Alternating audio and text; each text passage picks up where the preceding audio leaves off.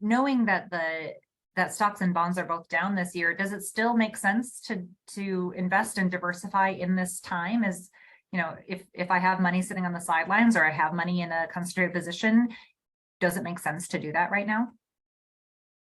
I think it can. Again, when we look at the way we invest, we're looking at valuations of the companies that we're putting money in. And when markets are down, people tend to concentrate on what's going on right now, and they're not looking out further into the distance. And, I think there's always a good time to diversify, because the whole point is you're either trying to get out of some sort of concentrated position, or you're spreading your risk around to other asset classes. And that is really the definition of diversification. And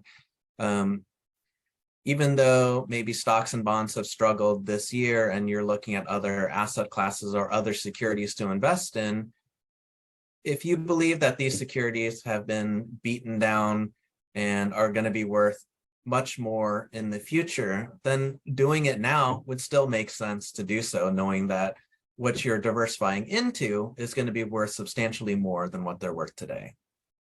Exactly, Eric. And for example, I know our investment and research committee talked about just a few of those concepts within our investment portfolio management around some of the changes we've made so far in those managed accounts throughout this year. Yeah, I think that's great. It's a great reminder that, if you're experiencing, say you're in a concentrated position, you're experiencing loss in that position, and you diversify into a more diversified stock portfolio, you may be selling at a loss, but you're also buying at a loss. So, these new companies you're investing in are also selling at a discount, or as I like to say, a bargain basement sale.